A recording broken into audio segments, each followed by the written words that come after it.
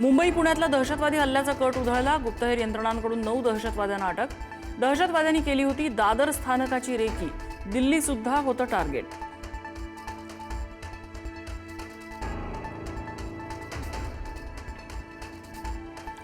मराठा आरक्षणासाठी मनोज जरांगेंचं उन्हात आमरण उपोषण। शेतात बसून जरांगेंचं उपोषण।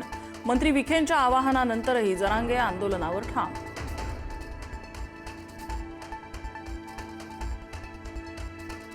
माजी मंत्री प्राजक्त तनपुरे यांचा भाजपमध्ये प्रवेश। रवींद्र चव्हाणांच्या उपस्थितीत पक्षप्रवेश। तनपुरेंना अहिल्यानगर विधान परिषदेची उमेदवारी मिळण्याची चर्चा।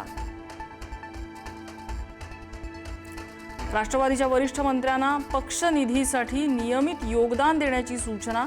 खासदार पार्थ पवारांनी सूचना दिल्याची माहिती। या भूमिकेवरून राष्ट्रवादीचे ज्येष्ठ मंत्री नाराज असल्याची चर्चा।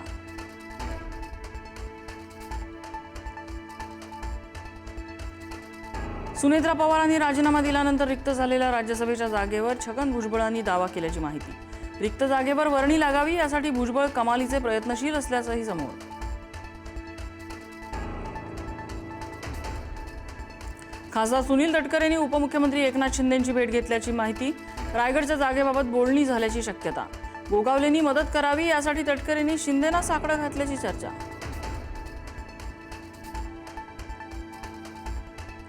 पुण्यात विषारी दारूमुळे 22 जणांचा मृत्यू। गुत्तेदार योगेश वानखेडेला अटक, तर आतापर्यंत 13 जणांवर निलंबनाची कारवाई।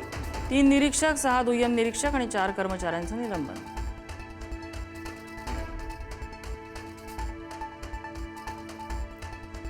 दारूबंदी असलेल्या गुजरातमध्ये ऑक्सिजन टँकरमधून दारूची तस्करी। पोलीस तपासात महाराष्ट्र कनेक्शन उघड। टँकर चालकाला पोलिसांनी घटनास्थळावरून केली अटक।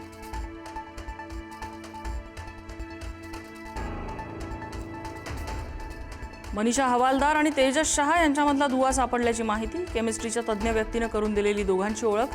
संबंधित व्यक्ती एनटीएच्या पॅनलवर असल्याचीही माहिती।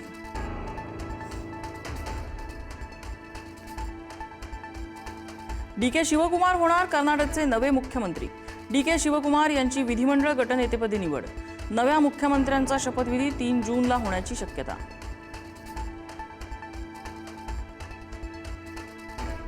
सीएनजी ग्राहकांना पुन्हा एकदा दरवाढीचा फटका। महानगर गॅसकडून सीएनजीच्या दरात प्रति किलो 2 रुपयांची वाढ।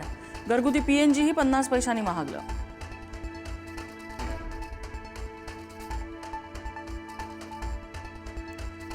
कापूस आयातीवरील सीमा शुल्क पूर्णपणे माफ। वस्त्रोद्योग आणि कापड उद्योगाला दिलासा देण्यासाठी केंद्र सरकारचा निर्णय।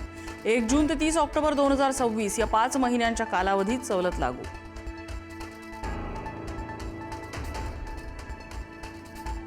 केरळ, हरियाणा, चंदीगडमध्ये पावसाच्या सरी। पुढच्या 4-5 दिवसात मान्सून केरळ आणि तामिळनाडूत येण्यासाठी अनुकूल स्थिती। आज आणि उद्या विदर्भाच्या काही भागात गडगडाटासह गारपिटीची शक्यता। कोकण, मध्य महाराष्ट्र, मराठवाड्यातही पावसाचा हवामान खात्याचा अंदाज।